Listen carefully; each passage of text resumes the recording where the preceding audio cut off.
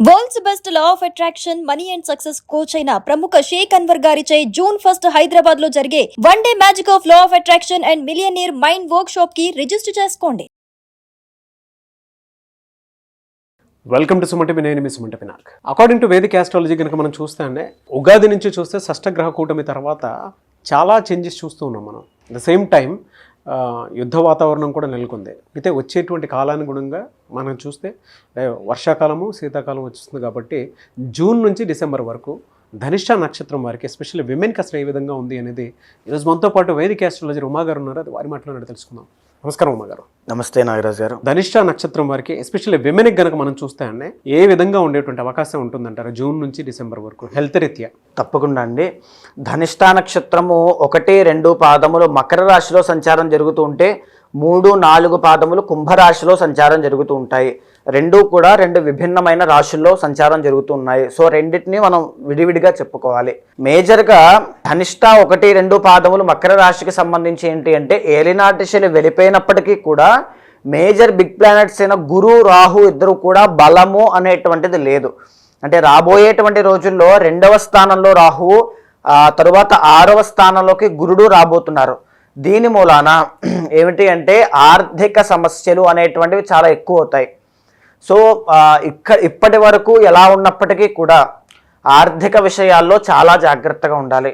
ఎందుకు అంటే డబ్బు అనేటువంటిది ఇక్కడి నుంచి మీకు చాలా టైట్ అవ్వడము, దానివల్ల వచ్చేటువంటి మానసిక ఒత్తిడి అనేటువంటిది చాలా పెరిగిపోతుంది. అయితే ఆరోగ్య విషయంలో మనం మాట్లాడుకుంటే కనుక ఆరోగ్యం విషయంలో ఆస్ట్రాలజీ ప్రతి నక్షత్రానికి ప్రతి పాదానికి కూడా కొన్ని నిర్దిష్టమైన ఆరోగ్య సమస్యలను సూచన చేసి జాగ్రత్తగా ఉండాలి అని చెప్పింది. ధనిష్ట 1, 2 పాదములకి మేజర్గా ఏంటి అంటే బ్లడ్ విషయంలో చాలా జాగ్రత్తగా ఉండాలి. బ్లడ్ ఇన్ఫెక్షన్స్ కానీ బ్లడ్కి సంబంధించినటువంటి ఏదైనా తీవ్రమైనవి అవి చెప్తే మళ్ళీ ఇప్పుడు వద్దు. సో ఏదైనప్పటికీ కూడా బ్లడ్కి సంబంధించిన విషయాల్లో, స్కిన్కి సంబంధించిన విషయాల్లో, ఇంకా ఫీవర్స్ కానీ మలేరియాకి సంబంధించింది ఎస్పెషల్లీ ఆడవాళ్ళకి యూటెరస్ ప్రాబ్లమ్స్ విషయంలో చాలా జాగ్రత్తగా ఉండాలి అని చెప్పి ఆస్ట్రాలజీ సూచనలు ఇచ్చింది. అయితే ఇక 3, 4 పాదములు కుంభరాశికి సంబంధించి ఏంటి అంటే వీళ్ళకి మేజర్గా జాగ్రత్తగా ఉండాల్సిన అంశం ఏంటి అంటే డైజెస్టివ్ ప్రాబ్లమ్స్ అండి. ఖచ్చితంగా గ్యాస్ట్రిక్ ట్రబుల్, డైజెస్టివ్ ప్రాబ్లమ్స్ అంటే మనం ఆల్రెడీ చెప్పుకుంటూ ఉన్నాం నాగరాజ్ గారు. ఆరోగ్య సమస్యల్ని మనము ఆస్ట్రాలజీ పరంగా ఒక 5గా విభజించి చూసినట్లయితే అందులో మొట్టమొదటిది దోషజ రోగములు అని మనం చెప్పొచ్చు. దోషజ రోగములు అని అంటే వాత, పిత్త, కఫ అని అందరికీ తెలిసినటువంటివే. అంటే వాత దోషము అంటే నొప్పులు కానీ, పక్షవాతము, కీళ్లవాతము, ఎర్థరైటిస్ ఇవన్నీ కూడా జాయింట్ పెయిన్స్ అన్నీ కూడా వాత దోషాల్లోకి వస్తుంది. పిత్త దోషం అంటే డైజెస్టివ్ ప్రాబ్లమ్స్ కానీ, గ్యాస్ట్రిక్ ట్రబుల్ కానీ, లేకపోతే స్మాల్ ఇంటెస్టైన్, లార్జ్ ఇంటెస్టైన్ కానీ, అల్సర్ సంబంధించిన వ్యాధులు కానీ అన్నీ పిత్త దోషంలోకి వెళ్తాయి. ఇక కఫ దోషము అని అంటే ఉబ్బసము, ఆయాసము, శ్లేష్మ రోగాదులు కానీ, లేకపోతే ఈ యొక్క దగ్గు, జ్వరము, తర్వాత జలుబు వీటికి సంబంధించినవి కానీ, రెస్పిరేటరీ ప్రాబ్లమ్స్ కానీ, ఊపిరితిత్తులకు సంబంధించినవి కానీ అన్నీ కూడా కఫ వ్యాధుల్లోకి వస్తాయి. ఇది దోషజ రోగములండి. ఇక రెండవది ఏంటి అని అంటే ధాతుజ రోగములని ఉంది. అంటే హార్మోనల్ ఇంబ్యాలెన్సెస్ కానీ లేదా టిష్యూస్ వల్ల వచ్చేటువంటి ఆరోగ్య సమస్యలు కానీ చెప్పబడ్డాయి. అంటే ఫర్ సపోజ్ ఇన్సులిన్ కానీ, థైరాయిడ్ కానీ, ఈస్ట్రోజన్ కానీ తీసుకున్నాం అనుకోండి, ఈ హార్మోన్స్ ఇంబ్యాలెన్స్ అవ్వడం వల్ల డయాబెటీస్, సంతానము, పర్సనల్ ఇన్ఫెర్టిలిటీ ప్రాబ్లమ్స్ అనేటువంటివి వస్తాయి. సో హార్మోనల్ ఇంబ్యాలెన్స్ అనేటువంటిది సంతానం విషయాన్ని పర్సనల్ లైఫ్లోనూ చాలా ఎఫెక్ట్ అవుతుంది. సో దాన్ని రెండవ విషయంగా మనం చెప్పుకోవచ్చు. మూడవది ఏంటి అంటే మానసిక రోగము. మానసికముడు మనిషి ఎంత ఆరోగ్యంగా ఉన్నా మనశ్శాంతి అనేటువంటిది లేనప్పుడు, ప్రశాంతత లేనప్పుడు ఆ మనిషి బ్రతకడం చాలా కష్టం అవుతుంది. అంటే మానసిక ప్రశాంతత ఉన్నప్పుడే శారీరకంగా ఉన్నటువంటి క్లేశములన్నీ కూడా తొలగిపోతాయి. ఆ మానసిక ప్రశాంతత కోసం లభించడం కోసమే ప్రతి మనిషి పరుగులు తీస్తూ ఉంటాడు. సో అది చంద్రబలం వల్ల, రాహు యొక్క దోషం వల్ల మనం గుర్తించి చెప్పచ్చు. మూడవది మానసికంది. నాలుగవది ఆగంతుజ రోగములు అని చెప్పబడ్డాయి నాగరాజ్ గారు. మనిషి మెంటల్గా, ఫిజికల్గా ఫిట్గా ఉన్నప్పటికీ కూడా బయట నుంచి వచ్చేటువంటి వైరస్లు కానీ, బ్యాక్టీరియా కానీ, వేరే ప్లేస్కి వెళ్ళినప్పుడు అక్కడి నుంచి వచ్చేటువంటి ఆరోగ్య సమస్యలు కానీ ఏవైనా ఎఫెక్ట్ అవుతూ ఉంటాయి కొంతమందికి. అది నెగిటివ్ ఎనర్జీ వల్ల ఎనీథింగ్ ఏదైనా అవ్వచ్చు. ఆగంతుజ రోగములు.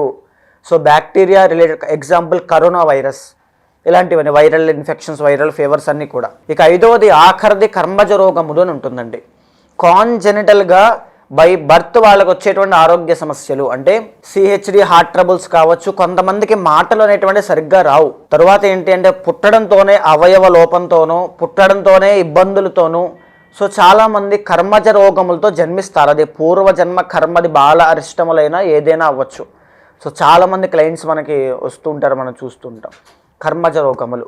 జూన్ నుంచి డిసెంబర్ వరకు వీరికి ఏ విధంగా ఉండేటువంటి అవకాశం ఉంటుందంటారు? ఎస్పెషల్లీ ఈ 5 ఏం ఉండేటువంటి అవకాశం ఉంది? మేజర్గా ఫస్ట్ దండి ఈ యొక్క ధనిష్ట 1-2 పాదం వాళ్ళకు ఉండేటువంటిది ధాతుజ రోగము, ఆగంతుజ రోగము అంటే 4వది. అంటే వీళ్ళకి బోధకాలు, ఏదైనా వైరస్లు, వీటి వల్ల వచ్చేటువంటి జ్వరాలు, ఇన్ఫెక్షన్స్ ఇవన్నీ కూడా ఎక్కువగా ఉండే అవకాశం ఉంటుంది ధనిష్ట 1-2 పాదం వాళ్ళకి. సో జాగ్రత్తగా ఉండాల్సిన హార్మోనల్ ఇంబ్యాలెన్సెస్ విషయంలో ఒకటైతే ఆగంతుజ రోగముల విషయంలో ఈ 2 విషయాల్లోనూ చాలా జాగ్రత్తగా ఉండాలి. అదే 3-4 పాదముల వాళ్ళకి చూస్తే కుంభరాశికి సంబంధించి ప్రస్తుతం వీళ్ళకి గోచారం కాస్త అనుకూలంగా ఉన్నప్పటికీ కూడా ఏలినాటి శని ఇంకా ఆఖరి దశలో ఉంది. డబ్బు విషయంలో, మాట విషయంలో కొద్దిగా జాగ్రత్తగా ఉండాల్సినటువంటి పరిస్థితులు ఉన్నాయి. అయితే వీళ్ళకి ఎలాంటి ఉంటాయి అంటే దోషజ రోగము ఒకటి అయితే ధాతుజ రోగము ఒకటి. వాత పిత్త కఫ అనేటువంటి 3 విషయాల్లోనూ 3-4 పాదం వాళ్ళు జాగ్రత్తగా ఉండండి. ఇక్కడ ఆరోగ్యము అనేటువంటిది ఏ రోజున ఎలా మారుతుందో ఎవరికి తెలియదు. ఈవెన్ నా ఆరోగ్యమైనా ఎవరి ఆరోగ్యమైనా అంతే. సో ఇలాంటి అవయవాల విషయంలో, ఈ ఆరోగ్య సమస్యల విషయంలో నెగ్లెక్ట్ చేయకుండా ఎప్పుడు వచ్చినా కొద్దిగా జాగ్రత్త అనేటువంటిది ఎక్కువగా తీసుకోండి. పర్సనల్ చాట్లో బలం ఉంది అనుకోండి, మీరు ఎంతటి ఆరోగ్య సమస్యతో ఇబ్బంది పడుతూ ఉన్నా ఖచ్చితంగా ఆ దశ అంతర్దశలు మారిన తర్వాత దాని నుంచి రక్షింపబడతారు, ఉపశమనం పొందుతారు. ఒకవేళ అక్కడ కూడా వీక్గా ఉంది అంటే కొంచెం కష్టతరమైనటువంటి సాధనే చేయాల్సినటువంటి పరిస్థితులు క్రియేట్ అవుతాయి. సో దాన్ని బట్టి ముందుకు వెళ్ళాలి. ఇప్పుడు ఏమిటి అంటే ధనిష్ట 1-2 పాదం వాళ్ళకి, 3-4 పాదం వాళ్ళకి, 1-2 పాదం వాళ్ళకి జూన్, జూలై, సెప్టెంబర్, అక్టోబర్ ఈ 4 మాసాల్లోనూ హెల్త్ ఇష్యూస్ విషయంలో కాస్త జాగ్రత్తగా ఉండండి.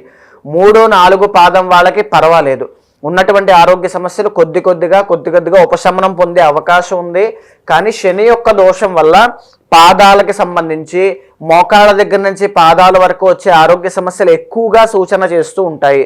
సో తిరుమల క్షేత్రానికి వెళ్ళడము, ప్రతి శనివారము తైలాభిషేకము, నువ్వుల దానం చేయడము 3-4 పాదం వాళ్ళు చేయండి. 1-2 పాదం వాళ్ళు తప్పకుండా శ్రీ రుద్రయాగము అనేటువంటిది చేయండి. శ్రీ రుద్రయాగం చేస్తే మీ లైఫ్లో గురు బలము, రాహు యొక్క బలము పెరుగుతాయి, ఆరోగ్య సమస్యలు తగ్గుతాయి, ఫైనాన్షియల్ ఇష్యూస్ నుంచి బయటకు వస్తారు, అద్భుతమైనటువంటి జీవితం ఉంటుంది, లైఫ్ టర్న్ అవుతుంది. ఎలా సార్ అంటే జనరల్గా మీరు చెప్పిన దాని ప్రకారము ప్రస్తుతం సీజన్ బట్టి కూడా ఈ విధంగా ఉంటుంది అని చెప్పడానికి కూడా చాలా కారణాలు కనిపిస్తున్నాయి మనకి. గోచార రీత్యానే ఇలా ఉంది అని అంటే పర్సనల్ చాట్ ప్రకారం కనుక మనం చూసుకుంటే డెఫినెట్గా కొన్ని మార్పులు చేపులు ఉంటాయి. అంటే యాస్టేజ్ ఇదే అని కాకుండా కూడా కొంతమందికి ఈ విధంగా ఉండేటువంటి అవకాశం ఉంటుంది అని అనుకుంటారు. మీ దగ్గర అపాయింట్మెంట్ తీసుకోవాలంటే ప్రాసెస్ ఏంటండి? తప్పకుండా అండి. ఎందుకు అంటే మనం మాట్లాడేటువంటిది గోచార అంశము. సో పర్సనల్ చార్ట్ అనేటువంటిది చాలా బలమైనది. అక్కడ కనుక మీకు కర్మ ఫలితం అనేటువంటిది ఉంటే, అంటే కర్మయోగం అనేటువంటిది ఉంటే, అనుభవించేటువంటి కష్టం ఏదైనా ఉంటే ఖచ్చితంగా 6th, 8th, 12th అండ్ లగ్న బలం ద్వారా ఆరోగ్య సమస్యలు మనం సూచన చేయొచ్చు. ఒకవేళ కొంతమందికి ఆ పర్టిక్యులర్ దశ దాటిన తరువాత ఆరోగ్య సమస్యలు అన్నీ తగ్గిపోతాయి. సో అది తెలియక చాలామంది భయపడిపోయి ఏదో అయిపోతుంది లైఫ్లో భయపడుతూ ఉంటారు. అలాంటిది ఇబ్బంది ఏమీ లేకుండా, అలాంటి ఇబ్బందులు పడేటువంటి ఎవరైనా ఉంటే ఖచ్చితంగా మీకు కింద కనిపించే నెంబర్కి కాల్ చేస్తే మా వాళ్ళు మీకు పూర్తి వివరాలు అందిస్తారు.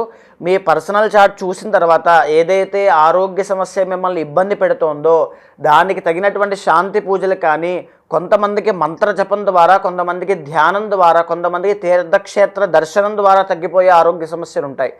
అది ఏ రకమైనటువంటి ఆరోగ్య సమస్య ఎలా తగ్గించుకోవాలనేటువంటిది ఒక మంత్రోపదేశం ఇచ్చి ఆరోగ్య సమస్యలు తగ్గేటట్టుగా, భగవద్ అనుగ్రహం కలిగేటట్టుగా చేస్తాను. థ్యాంక్ యూ అండి. Thank you so much Uma గారు. నమస్తే. చూసారు కదా వీడియో. ఈ వీడియోపై మీ అభిప్రాయం కామెంట్ బాక్స్లో పోస్ట్ చేయండి. మీరు కనుక ఉమా గారిని సంప్రదించాలి అనుకుంటే మాత్రం స్క్రీన్ మీద మీ కాంటాక్ట్ నెంబర్ కనిపిస్తుంది, దానికి మీరు కాల్ ఆర్ మెసేజ్ వాట్సాప్ చేసి అపాయింట్మెంట్ బుక్ చేసుకోండి. త్రూ వేదిక్ ఆస్ట్రాలజీ ఎవరికైనా సరే అంటే గోచార రీత్యా చూసుకుంటే ఈ విధంగా ఉంటుంది అని చెప్పేసి మనకు తెలుస్తుంది. బట్ పర్సనల్ చాట్ ప్రకారం మాత్రం తెలుస్తుంది ఎక్కడెక్కడ మేజర్ డిఫెక్ట్స్ ఉన్నాయి, ఏ విధంగా మనం ముందుకు వెళ్ళొచ్చు అని. ఒక మంచిని మనం ముందే కోరుకోవటంలో తప్పులేదు.